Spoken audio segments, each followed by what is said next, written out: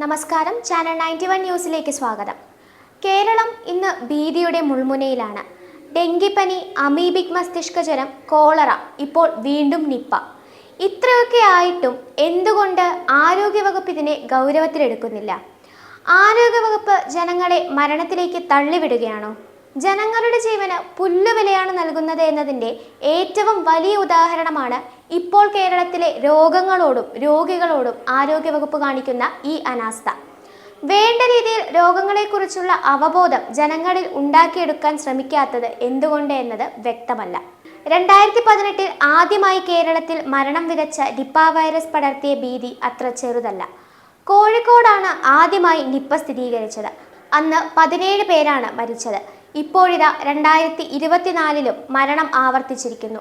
2018 17 പേരും, അതിനുശേഷം 2021 ഒരാളും, 2023 2 പേരും മരിച്ചു.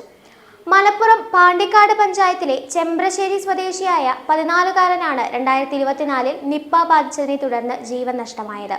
ഇതോടെ 21 ജീവനുകളാണ് നിപ്പയിൽ പൊലിഞ്ഞത്.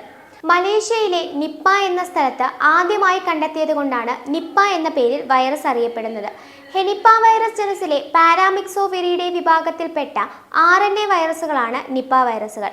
പഴവർഗ്ഗങ്ങൾ ഭക്ഷിച്ച് ജീവിക്കുന്ന ടെറോപ്പസ് ജനസിൽപ്പെട്ട 4 തരം വവ്വാലുകളാണ് നിപ്പ വൈറസിന്റെ പ്രകൃതിദത്ത വാഹകർ.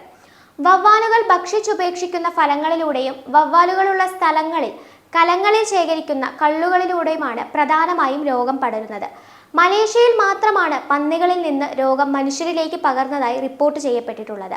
മൃഗങ്ങളിൽ നിന്ന് മൃഗങ്ങളിലേക്ക് മാത്രം പകരുന്ന നിപ്പ വൈറസ് ജനിതകമാറ്റം സംഭവിച്ചത് കൊണ്ടാവണം മനുഷ്യരിലേക്കും പിന്നീട് മനുഷ്യരിൽ നിന്ന് മനുഷ്യരിലേക്കും പടരുന്നത്.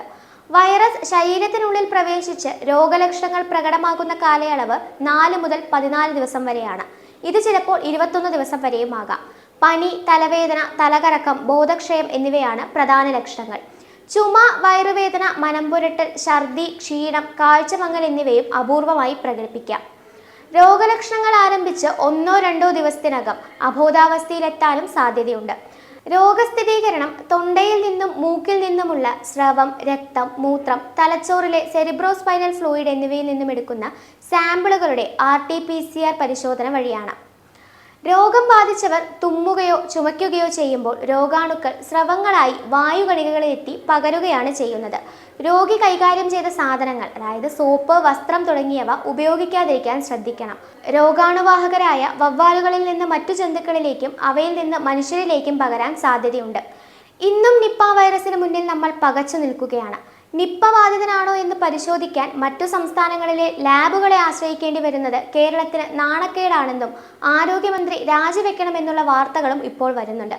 COVID-19 വന്ന സമയത്ത് ആരോഗ്യവകുപ്പ് നിരവധി ആരോഗ്യ സംരക്ഷണ സംവിധാനങ്ങളും മുൻകരുതൽ പ്രവർത്തനങ്ങളും ഏറ്റെടുത്തിട്ടുണ്ടായിരുന്നു.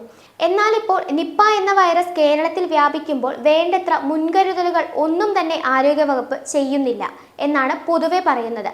ഈ സാഹചര്യത്തെ തുടർന്ന് ഹൈബി ഈഡൻ MP ഇന്നലെ പാർലമെന്റിൽ അടിയന്തര പ്രമേയത്തിന് നോട്ടീസ് നൽകിയിരുന്നു.